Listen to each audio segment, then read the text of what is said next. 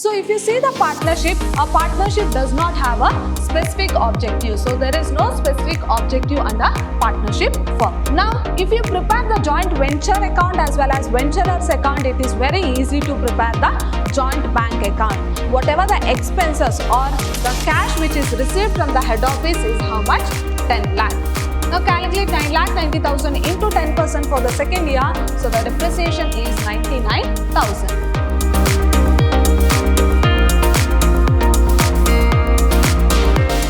Hello everyone, I am Arshita, lecturer, Department of Commerce, Vidyashram First Grade College, the Temple of Excellence, Mysore. Today we shall have a revision session, that is revision 1 on Financial Accounting 2, that is for second SEM BBA students. So my dear students, you had already gone through the sessions on all the units, that is from unit 1 to unit 6. Today we shall revise these units, that is from unit 1 to unit 3. So your unit 1 was about joint venture, unit 2 branch accounts, and unit 3 was hire purchase system. So from the examination point of view, so what type of questions they might ask, so we shall revise all these ones in this revision 1. Now we shall go through the session.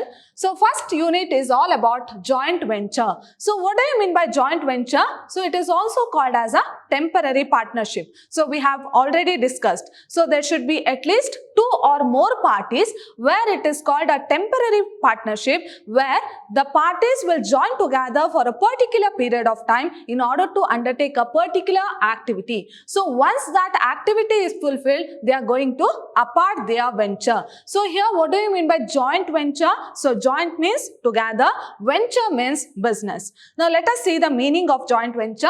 So when 2 or more persons join together in order to undertake a particular business operation and to share profit and loss arising from it is called as joint venture. Let us see later what is the difference between joint venture as well as partnership. Now you might be having a confusion. So the meaning of joint venture is same as partnership, but there are certain difference. As I told you, joint venture is for a limited period of time. So once the business or once the venture is over, so they are getting apart. Whereas in partnership, they are going to continue for a longer period of time. Thus, a partnership is a temporary partnership without a firm's name. Whereas in partnership firm, of course, there should be a firm name. Whereas in joint venture, it's not necessary that they should have a firm name, and it is called as a temporary partnership. And it is an agreement between 2 or more persons to undertake a specific business. Of course, they have to undertake a specific business activity. Such joint ventures comes to an end once the venture is completed. So once that particular task has been completed, so they are going to get aparted. So that type of business is known as what? Joint venture. Hope you are clear with the meaning of joint venture. Now let us see what is the difference between joint venture as well as partnership firm. So we have already discussed about it. So if you see the first difference, a joint venture is formed to achieve a specific goal or objective. So we have already discussed about it. For example, if 2 or more parties have joined together in order to construct a building. Once that construction of building is over, they get aparted. Whereas in partnership, it's not like that. So they will continue for a longer period of time. So here joint venture is nothing but it is a temporary partnership where they come together in order to undertake a specific activity is called as joint venture. Hope you are clear with the difference here. So if you see the partnership, a partnership does not have a specific objective. So there is no specific objective under partnership firm. Whereas in joint venture, there is a specific target or specific objective. So going on to the second difference, the persons carrying on joint venture is called as co-venturers. Now, the parties in the joint venture are called as what? Co-venturers. And you know about partnership. The parties in the partnership is called as what? Partners. So, this is a difference. There it is called as co-venturers. In partnership, it is called as partners. If you move on to the third difference, there is no necessity for the firm name. So here under joint venture, as I have told you, there is no necessity to be a firm name. So firm name is not compulsory under joint venture. But in partnership, of course, the firm name is compulsory. So it should have a firm name. So in partnership, according to Partnership Act, there should be a firm name for a partnership firm. Next is joint venture are not governed by a separate act. So there is no separate act for joint venture, but when compared to partnership, of course, it is governed by Partnership Act of 1932. So this we know, right? So joint venture is not governed by any of the particular act, whereas partnership is governed by Partnership Act of 1932. Next is profit or loss is ascertained only the venture is completed.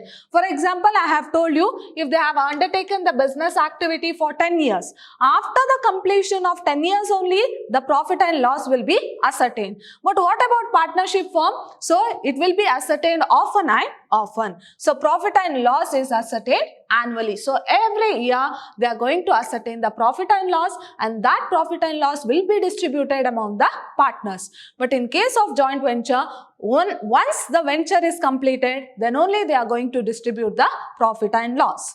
Joint venture transactions are recorded on liquidation basis. So on what basis this joint venture transactions are recorded? On liquidation basis. But when compared to partnership firm, so how the transactions are being recorded? On going concern basis. So it is recorded on going concern basis. So these are the few difference between joint venture as well as partnership firm. Now we shall directly go through a problem which will be asked for 10 marks in your examination. Now go through the problem here. Suresh and Ramu undertook jointly the construction of a shopping complex at Mandya for Hoysala Limited. Now, Suresh and Ramu are joint venturers or co-venturers. So, they have undertook or they have jointly undertaking the construction of shopping complex at Mandya for Hoysala Limited. The contract price is agreed upon rupees 80 lakh. Now, what is the total contract price? So, of course, in a previous session, we have discussed. So, they will give the total contract price of that particular venture. Payable in cash, rupees 70 lakh and rupees 10 lakh in fully paid debentures. Now, what is the total contract price? Total contract price is 80 lakh. Whereas 70 lakh is paid in the form of cash. So 70 lakh is paid in the form of cash and remaining 10 lakh is paid in the form of debentures. So this is the information what they have given. So 10 lakh is fully paid in the form of debenture to the contractee company. A bank account was opened in their joint name to which Suresh contributed rupees 20 lakh and Ramu contributed rupees 12 lakh. So for the purpose of undertaking their venture, now what you have to understand here?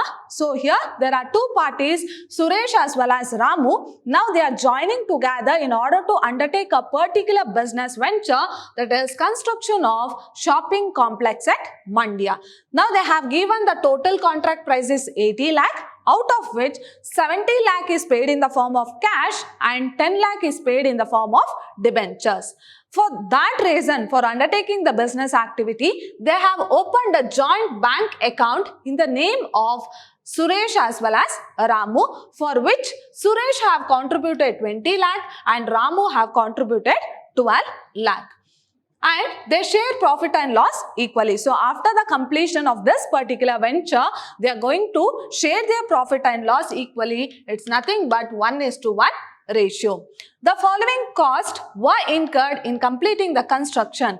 Let us see what are the costs which is incurred by the venturers. So material purchased 20 lakh. So if they have just given without any name, if they have given any of the expenses, it means that they have paid from joint bank account. So here material purchased 20 lakh. So this is from joint bank account. Next, material supplied by Suresh. So individually, Suresh have supplied the material worth rupees 2,16,000.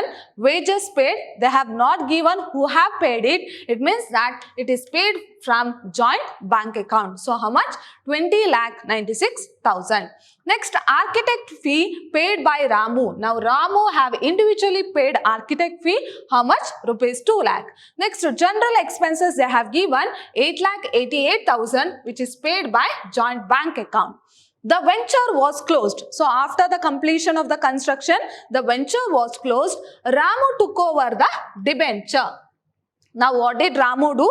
Ramu took over the debenture. So, 10 lakh worth debenture was there. So, it was taken over by Ramu at an agreed price of 8,60,000. Now, see here, the total worth of debenture is 10 lakh, whereas Ramu have taken over it for 8,60,000. So, what does it mean? It means loss. So, loss on sale of debenture. So, it also has to be recorded. And Suresh took over the remaining stock at rupees 1,20,000. So, here Suresh is one of the venturer who have taken over the stock at rupees 1,20,000. Now, they have asked us to prepare joint bank account, joint venture account as well as venturers account. So, my dear students, this is an important question for 10 marks. Let us quickly see how we have to solve the problem. So, they have asked us to prepare joint bank account, joint venture account as well as venturers account. Now, the first account to be prepared is joint venture account. So, let us see how we have to prepare the joint venture account. So, write the heading joint venture account. You know the format, debit as well as credit side. Under debit side particulars amount, credit side particulars side amount. Now, first what you have to record. So, first record the contract price which has been received. So, it may be received in the form of cash or in the form of debentures or in the form of shares. But in this question, they have clearly told that. So, here I have told you 70 lakh is received in the form of cash and 10 lakh in the form of debentures. Right in the credit side. So, by joint bank account. So, that amount has to be transferred to joint bank account. So, by joint bank account, that is the amount which is received in the form of cash. That is contract price received in cash. How much? 70 lakh. Next, the contract price which is received in the form of debentures. So, by debenture account, contract price received in debenture. So, how much? 10 lakh. Clear? So, this is the first step where you have to record the amount which is received for the joint venture. So, as I told you, it may be received in the form of cash or in the form of debentures or in the form of shares. Suppose it is received in the form of shares, then we'll write by share account. Clear? So, in the bracket, contract price received in shares. Next, write all the expenses here. So, how to write? Two joint bank accounts. So, this is your second step. You have to record the expenses which is met by the joint bank. So, I have already identified here, that is material purchase 26 lakh, wages, then general expenses. So, record all the three items and put in the outer column. Next, what you have to record? So, if any expenses which is individually met by the venturers. So, here if you see the expenses here, material supplied by Suresh. So, it is individually they have met the expenses. In the same way, architect fee. Now, how you have to record? To Suresh capital account and to Ramu's capital account. That is, to Suresh account, material supplied, how much? 2,16,000. At the same time, to Ramu's account for the architect fee paid 2 lakh. Next, we have loss on debenture, right? So, we have already discussed about it. So, there was a loss, 10 lakh minus 8,60,000. So, loss on debenture have to be recorded in the debit side. To loss on debenture, 10 lakh minus 8,60,000. So, you'll get 1,40,000. Now, if you see the problem, there was a stock which is taken over by a venturer. Who is that venture? That is Suresh have taken over the stock. So, that has to be recorded where? So, here stock is what? Stock is a asset. So, taking over of asset has to be recorded in the credit side. So, we shall record that by Suresh account, stock taken over 1,20,000. Now, we are done with all the entries relating to joint venture account. Now, what you have to do? As usual, we have to balance both the side and the balancing figure will be net profit or net loss. Now, you have to balance both the side. So, if your credit side is greater than debit side. So what does it mean? It means net profit. Suppose if your debit side is greater than credit side, it is net loss. So in this problem, so your credit side is greater, that is 81,20,000, whereas in debit side you'll get a balancing figure of 19,80,000. So this 19,80,000 has to be distributed. So what it is? It is net profit. 19,80,000 is net profit. So that has to be distributed among the venturers, that is Suresh and Ramu. In which ratio? Because they are equal partners, so their ratio is 1:1. So distribute, so each partner will get 9,90,000 each. So this is about joint venture account. Now moving on to venturers account. So this is same as your partner's capital account. So what you have to do here, write the heading venturers account. Will be having debit as well as credit side. Under debit side particulars and draw column for each venturers. That is Suresh and Ramu in both debit as well as in credit side.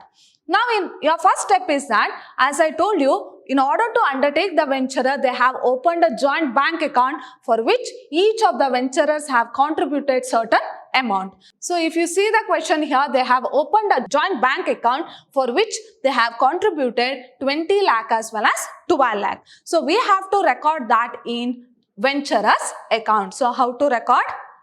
So, by joint bank account deposited into joint bank. So, what is the amount? 20 lakh as well as 12 lakh. Next, certain expenses have been met personally by who? By the venturers. So, if you see the joint venture account, so if you see the debit side, so here we have transferred to venturers capital account, right? Here for Suresh as well as Ramu. Then how do you record in venturers account? So, your entry will be joint venture account to Suresh account to Ramu's account. So, in your venturers account, you will record it as by joint venture account. So, by joint venture account for the expenses which is met by the venturers. So, what is the expenses? 2,16,000 by Ramu, 2,16,000 by Suresh and 2 lakh by Ramu. Next, what you have to do? We have transferred the profit. So, if you see the debit side, we have transferred the profit to Suresh and Ramu. So, we have to record that. So, how to record? By joint venture account for what? For profit. So, by joint venture account profit, so each partner will get 9,90,000. Now, coming to the debit side, so if you see the joint venture account. So here let us see any of the transaction has been transferred to venturers account. So here Suresh account. So how do you record in venturers account? To joint venture account. That is for, so for stock taken over, we have to record the entry to joint venture account for stock taken over. So it is taken over by Suresh at 1,20,000. In the same way, if you see the question, debenture was also taken over by Ramu. So, how do you record? To Ramu's account. So, what is the amount? 8,60,000. Whereas, profit or loss on this debenture will be recorded in joint venture account, whereas the amount which is taken or the asset or the debenture which is taken over by the venture will be recorded in venturer's account. So, how do you record? To debenture taken over. How much? 8,60,000 by Ramu. Now, we will balance both the side and the balancing figure will be transferred to joint bank account, because the next account you are going to prepare is joint bank account. So, as you know how we are going to balance, we have already discussed in the sessions. So, balance both the side and the balancing figure will be transferred to joint bank account. Hope you are clear with the venturers account. Now we shall go through joint bank account. Now, if you prepare the joint venture account as well as venturers account, it is very easy to prepare the joint bank account. Now, go through the venturers account first, that is joint venture account. See, in the debit side, if any of the transaction have been transferred to joint bank account. So, here we have, that is to joint bank account. So, how do you record in joint bank account? By joint venture account. So, what is the amount? 55,84,000. That is by joint bank account. Now we shall prepare the joint bank account. Now if you see the debit side of joint venture account. So see here the first transaction have been transferred to joint bank account, that is in joint venturers account. So how do you record in joint bank account? That is by joint venture account for the expenses which is met in the joint bank. So let us see how we have recorded. It is by joint venture account for the expenses. So what is the total? 55,84,000. In the same way, go through again to the joint venture account.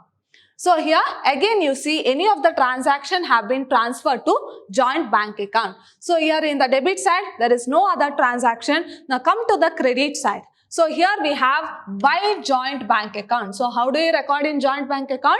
To joint venture account. So what is the amount? It is 70 lakh. That is to joint bank account or to joint venture account. So contract price received how much? 70 lakh. In the same way, if you see the credit side of joint bank account, so only one transaction was there. So we have already recorded in joint bank account as to joint venture account, that is 70 lakh. Now come to venturers account. Now come to the debit side. Any of the transaction have been transferred to joint bank account? Yes, the balancing figure we have transferred to joint bank account.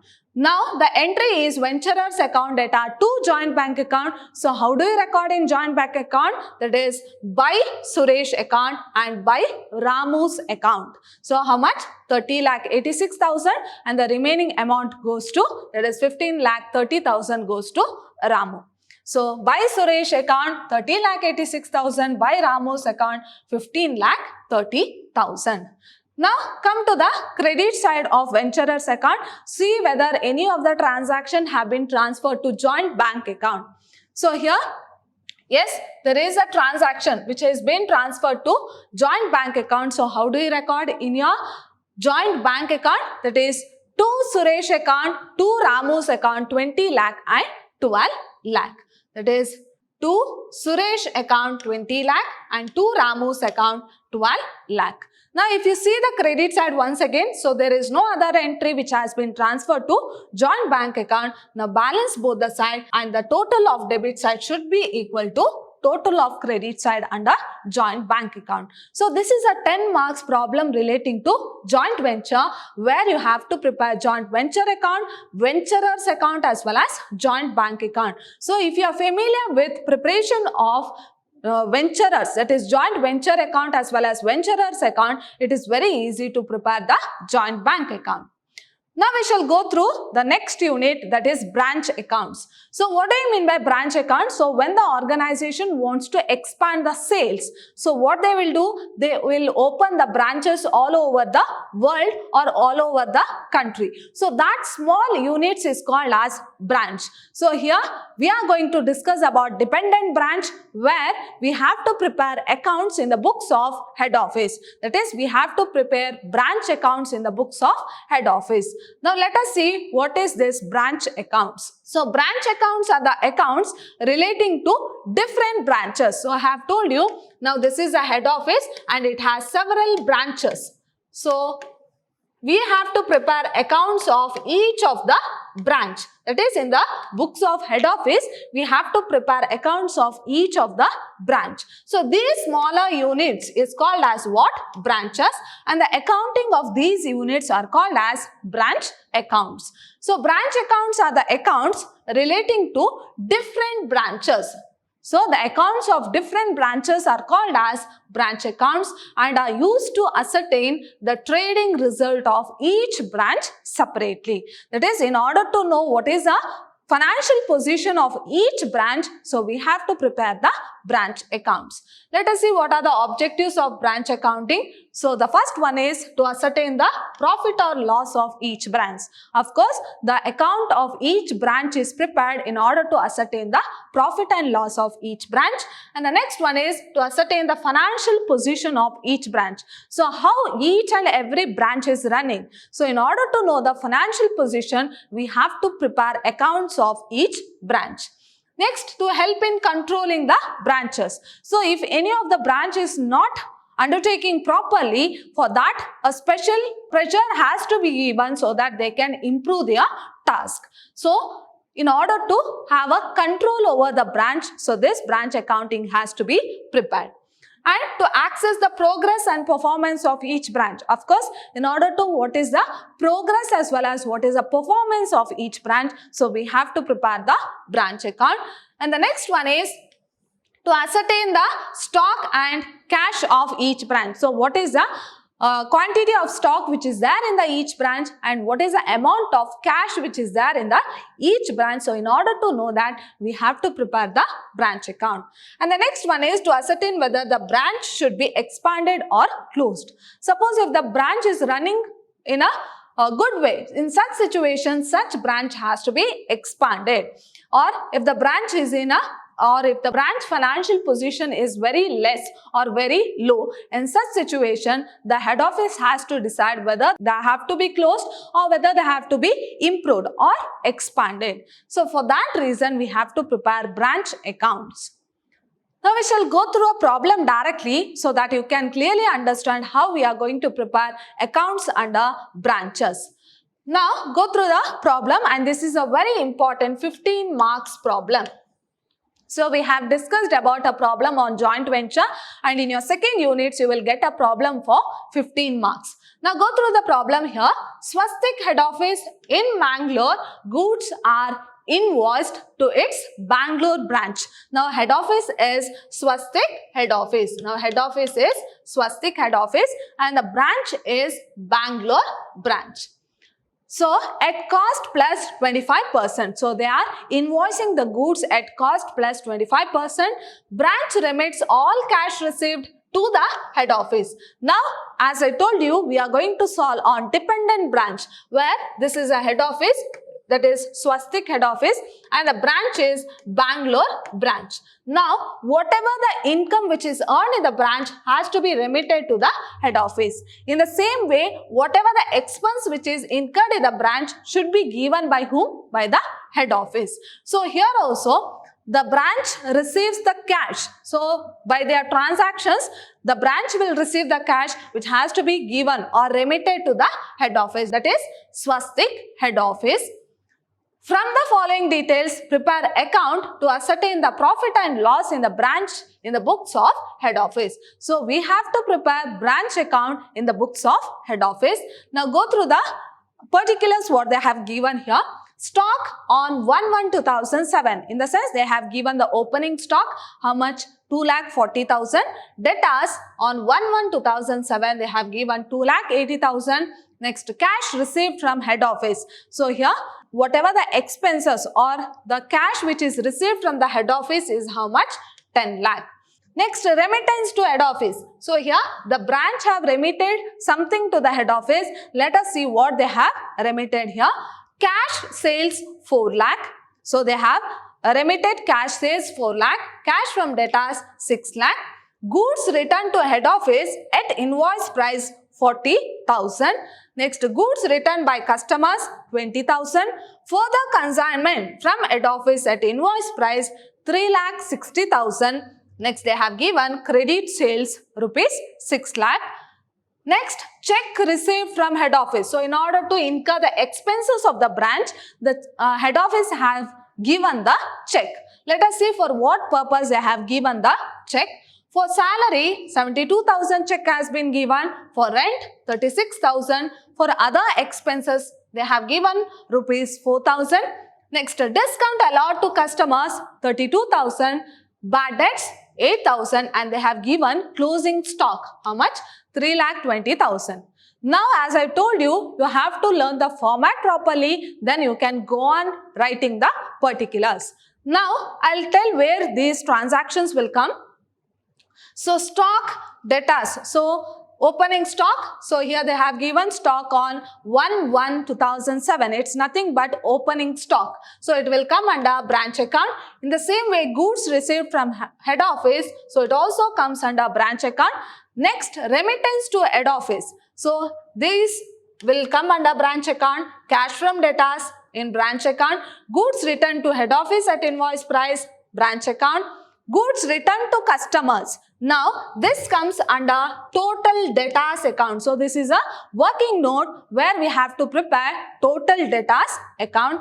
Next, further consignment, it comes under branch account. Credit sales, so it comes under total debtors account. So, we have to record in total debtors account in order to know what is the closing debtors. Next, for salary, for rent, for other expenses. So, all these will come under branch account. Next, discount allowed to customers. So, it comes under total debtors account. Next, bad debts. So, it also comes under total debtors account. Next, stock, they have given closing stock. So, it will be recorded in branch account. Now, see here, they have given only opening stock as well as debtors. But when coming to closing stock, they have given, but they have not given closing debtors. So, in that situation, we have to prepare total debtors account. So, in order to know what is the closing debtors, so we have to prepare total debtors account. And this is a very important 15 marks question. Let us see how we have to answer the question. Now, go through the solution here. So, write the heading in the books of Swastik head office and the branch is what? Bangalore branch. So, we will be having debit as well as credit side. So, under debit side, particulars, amount, under credit side also, particulars and amount. Now, which is your first step? So, first you have to record the items which is or the opening items. So, whatever the items which is given as opening balance, so that we have to record in the debit side. So, write two opening balance. Which are the opening items they have given? That is stock as well as debtors. So, how to identify whether it is opening? Because they have given the date 1107. So, write opening stock as well as debtors. So, 2,40,000 and 2,80,000 total and write in the outer column. Now, write if any goods sent to branch. So, if you see the question, of course, there is goods received from head office. It's nothing but what? Goods which is sent to the branch. Right? How much? 10 lakh. Write in the debit side. Two goods sent to branch, 10 lakh. Okay. Now, come to the credit side. So, credit side, what you are going to record? So, whatever the amount which is remitted to the head office. Now, if you see the question here, they have given remittance to head office, cash sales as well as cash from debtors. Record these two in the credit side of branch account. So, how to record? By bank account, cash sales 4 lakh, cash from debtors 6 lakh and the total is 10 lakh. In the same way, in the debit side you will write goods sent to branch, whereas in credit side you will record by goods returned from branch. Now, let us see in the question how much they have given. Yes, goods returned to head office at invoice price how much? 40,000. It's nothing but goods returned by branch. How much? 40,000. So, record in the credit side by goods returned from branch 40,000.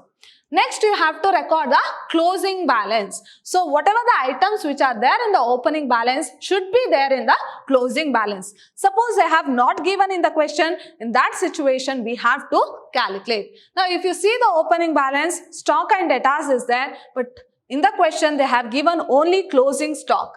So, write that by closing stock, how much? 3,20,000. By closing balance, under that stock is 3,20,000. We don't know what is the debtors, closing debtors. So, we have to calculate this. Now, how to calculate? For that, we have to prepare total debtors account.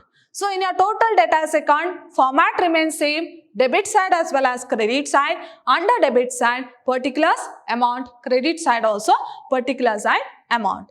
Now, what you are going to record in your debit side? First, write the opening balance of debtors as to balance brought down how much? 2,80,000. So, what it is? Opening balance of debtors. Now, we know what is the opening balance of debtors, right? So, here we have how much? 2,80,000. So, write that opening balance of debtors 2,80,000. Next, in the debit side, write to credit sales. So, they have given in the question credit sales. So, how much? It is 6 lakh. So, record that 6 lakh. Now, we are done with the debit side. Now come to the credit side. So what you are going to record in the credit side? The cash which is received from debtors. Now if you see the question, of course, there is a cash which is received from debtors. How much? 6 lakh. So record that 6 lakh. So by cash account, cash received from debtors 6 lakh. And if any goods which is returned by customers. Now if you see the question, of course there is a goods which is returned by customers. We have already identified that. That is goods returned by customers 20,000. Next we have credit sale, we have already recorded. Next we have discount allowed to customer 32 lakh and bad debts 8,000. So record all these 3 items. It is discount allowed by customers as well as goods returned by customers and bad debts. So write in the credit side of total debtors account. It is by goods returned to customers 20,000, discount allowed to customers 32,000, bad debts 8,000. So this is goods returned by customers, discount allowed to customers 32,000, bad debts 8,000. Now balance both the side and the balancing figure will be closing debtors. So this will be the closing debtors. So in the debit side is 8,80,000, whereas in the credit side you will get a balancing figure of 2,20,000. What it is? It is closing debtors. Closing debtors. So we found out what is a closing debtors. Now record that closing debtors here. How much? 2,20,000.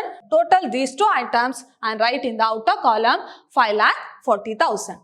Now, what you have to do, there is further consignment also. So, record that further consignment. Now, if you see the question, so they have given further consignment from head office. How much? 3,60,000. So, write that further consignment here. That is 3,60,000. Now, there are certain expenses which is met in the branch. For that, write to bank account expenses met by the branch. Now here they have given certain expenses for salary 72,000, for rent 36,000 and for other expenses 4,000. So record all these expenses and write in the outer column 1,12,000. That is expenses which is met by the branch. Now till now we have recorded the entries. Now we have to record the reverse entry. Now the opening stock has to be written as by stock reserve. That is opening stock 2,40,000 into 25 divided by 125. Why it is 25 divided by 125? Because in the question they have given cost plus 25%. So let us assume cost is 100 plus 25%. So it is nothing but what? 125. So for opening stock, write it as by stock reserve 2,40,000 into 25 divided by 125, you will get 48,000. In the same way, for goods sent to branch. So write by goods sent to branch. So what is goods sent to branch? 10 lakh into 25 divided by 125, you will get 2 lakh. In the same way, for further consignment. By further consignment, what is further consignment? 3,60,000 into 25 divided by 125 will get 72,000. Now come to the debit side. Here also we have to record the reverse entry. So first we shall record for goods returned by branch. So how much? To goods sent to branch or goods returned by branch. How much? That is 40,000 into 25 divided by 125 will get 8,000. Next for closing stock. So closing stock as to stock reserve. So closing stock is 3,20,000. So here the closing stock is 3,20,000 into 25 divided by 125 will get 64,000. Now we are done with the branch account and the balancing figure will be either net profit or net loss. Now, if you balance both the side, your debit side is more, that is 20,64,000. So, if you add all the items in the debit side, you'll get 20,64,000. Whereas coming to the credit side, you'll get a balancing figure of 1,64,000. So, you'll get a balancing figure of how much? 1,64,000. So, what it is? It is net loss because your debit side is more than credit side. So, it means what? It is net loss. So, right? By net loss, so what it is? It is the balancing figure 1,64,000. Hope you are clear with preparation of branch account. The thing is that you have to know what are the entries that has to be recorded in the debit side as well as credit side, and this is a very important 15 marks problem in your question paper. Now we shall go through a problem on hire purchase system. Now what do you mean by hire purchase system? Suppose there are two parties A and B. Now A is the owner of the asset. So A is having the asset and is the owner of the asset. Now let us assume the asset is vehicle. Now A is the owner of that vehicle and B is in need of that vehicle. Now what the owner will do? So owner will transfer the assets to B on the condition that B will make the payment in the form of installment along with interest. So A will transfer the asset to B, but the ownership will remain in the hands of A itself. So the agreement between A and B is called as what? That is hire purchase agreement. Now there is an agreement between A and B, that is hire purchase agreement, where A transfers the asset to B and B on the date of agreement he will make some payment. B will make some payment which is called as down payment. So on the date of agreement, B will make some payment which is called as down payment, and rest of the amount will be paid to A in the form of installment. So it will be paid in the form of installment along with interest. So here this installment is equal to principal plus interest. So here rest of the amount will be paid by B in the form of installment, that is along with interest. So he has to make the payment. Now B will become the owner of the asset only after the payment of last installment. So here the ownership will be transferred from A to B only after the payment of last installment. So this is known as hire purchase system and we have discussed in detail in our previous sessions. Now we shall go through a problem, and this is also a very important 15 marks problem in your examination, where they are going to ask about journal entries. Now go through the problem here. Durga Travels Limited purchased 4 motor cars costing rupees 2,75,000 each. Now here who is the purchaser? That is Durga Travels Limited. So here hire purchaser is Durga Travels Limited, and who is the hire seller? That is Tata Company Limited. So they are the hire seller. Now Durga Travels have purchased 4 motor car worth rupees 2,75,000. Then what is the total cost? Total cost is equal to, so what is the cost? That is 2,75,000 into how much car they have purchased? 4. So this will be the total cost of the car. On 1/1/2008 on hire purchase system. So they have purchased on hire purchase system. Let us see what are the terms and conditions.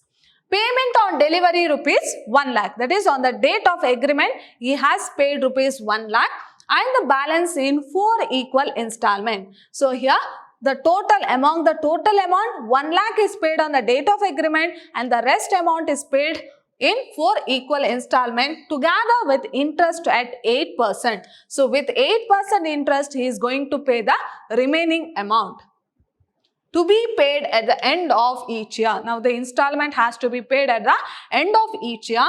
Durga Travels Limited write off depreciation at 10% on written down value method. Now here they are going to calculate the depreciation because now the Durga Travels is going to become the owner of the asset. So he has to calculate the depreciation at 10% on which method? On written down value method. So there are 2 methods to calculate the depreciation. One is straight line method and written down value method. So here the depreciation has to be calculated on written down value method.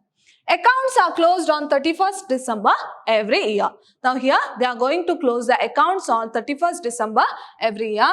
Prepare journal entries in the books of Durga Travels. So we have to prepare journal entry in the books of hire purchaser, that is Durga Travels.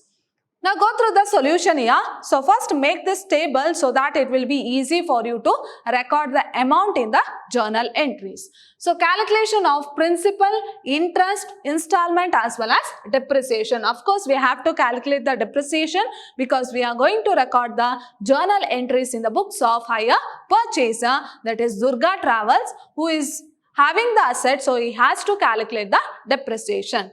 Now here you are having the table like date, particulars, amount, principal, interest, installment and depreciation. Now go through the first one. So when did they purchase? On 1/1/2008. So that is date of purchase of asset. So what is the cash price of the motor car? So we have already discussed about it. 2,75,000 into 4. So we'll get how much? 11 lakh. Now this is the total cash price of the motor car. So 11 lakh, out of which on the date of agreement they had paid some amount. So how much amount they have paid? 1 lakh. So deduct that down payment. So the total amount payable is 10 lakh. Now 11 lakh minus 1 lakh. So the total amount payable is how much? That is 10 lakh. So this 10 lakh has to be paid in 4 annual installment along with interest. So interest of how much? That is 8% interest. Now we shall go through the payment of installment. So as they told, it has to be paid at the end of each year. That is end of first year is 31/12/2008. So we are going to make the first installment. So at the end of first year, that is 31/12/08, we are going to make the first installment. Now how to calculate the installment? So installment I have told you, it's nothing but principal plus interest. So what is the formula? That is principal plus interest is equal to installment. Now how to calculate the principal amount? So what is the total amount payable? That is total amount payable is 11 lakh, out of which 1 lakh is paid in the form of down payment. Remaining 10 lakh has to be paid. Now it has to be paid in 4 installments, right? So divide it by 4.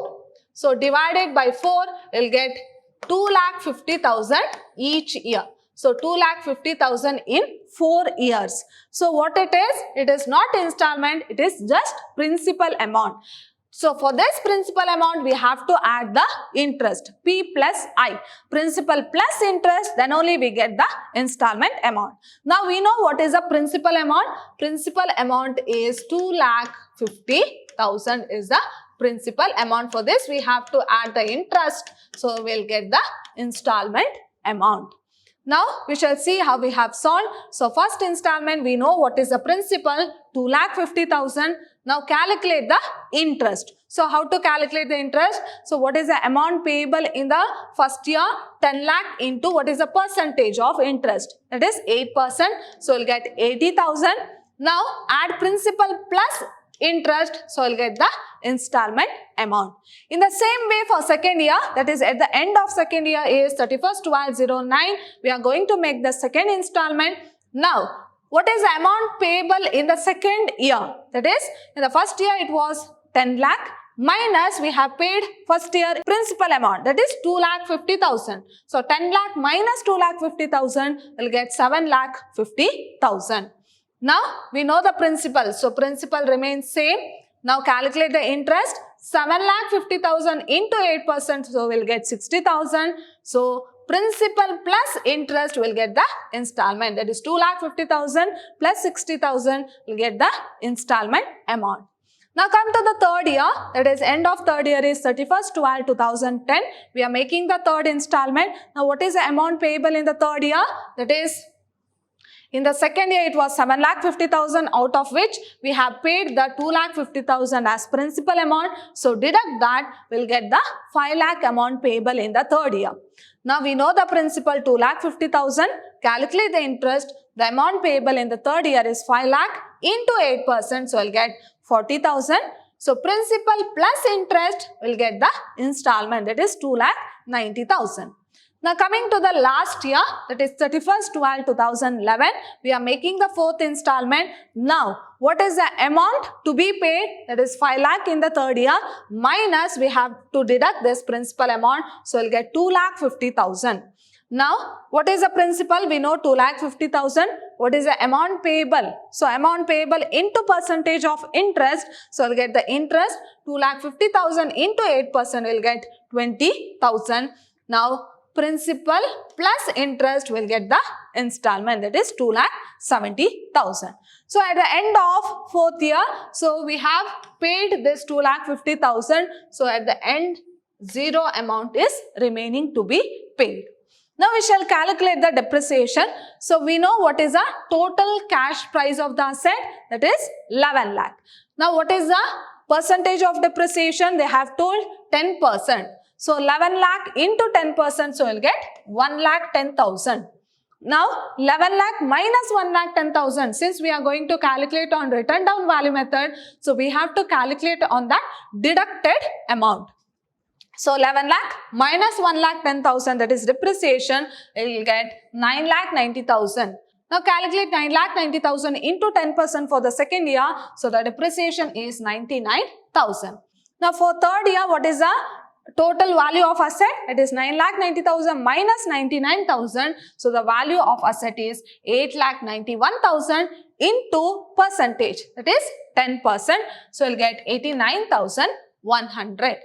Next, 8,91,000 minus 89,100. So, we'll get 8,01,900 in the last year into 10%. So, we'll get depreciation of 80,190. So, if you are familiar with calculation of this table, it will be easy for you to record the journal entries. Now, we shall directly go through the journal entries. Today, we are going to record journal entries in the books of hire purchaser, that is Durga Travels Limited. Now, you know the format of journal: date, particulars, ledger folio, debit as well as credit. Now, what is the first entry? That is for, we are going to prepare on hire purchasers or in the books of hire purchaser, right? So, first entry is for purchase of asset. So, what is the entry? What is the asset? Motor car account data to hire seller account. Now, who is the hire seller? Tata Company Limited account. So, when you purchase asset, what comes to you? That is asset. So, here asset is motor car. To, from whom you are purchasing? From the hire seller, right? So, to Tata Company Limited account, write the narration being asset purchased on hire purchase system. Now, what is the total cash price of the asset? So, if you see here, so the total cash price of the asset is how much? That is 11 lakh. So, write 11 lakh in the debit as well as credit column. So, your first entry is for purchasing of asset. So, what is the entry? Asset account data to hire seller account. Now, on the same day, the hire purchaser is going to make the payment, that is called as down payment of how much he has paid, that is 1 lakh. So, what is the entry? For whom the down payment is made? For the hired seller, that is Tata Company Limited account, data to bank account, being the down payment made how much? 1 lakh and 1 lakh. Next, coming to the end of that first year. So, here we have to record entry for interest due. So, what is the entry? Interest account data to hire seller account. Now, who is the hire seller here? Tata Company Limited.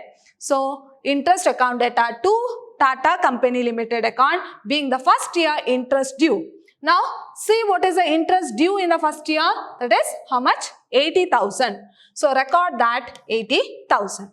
Next entry is for what? Installment paid. At the end of first year, they are going to make the installment, right?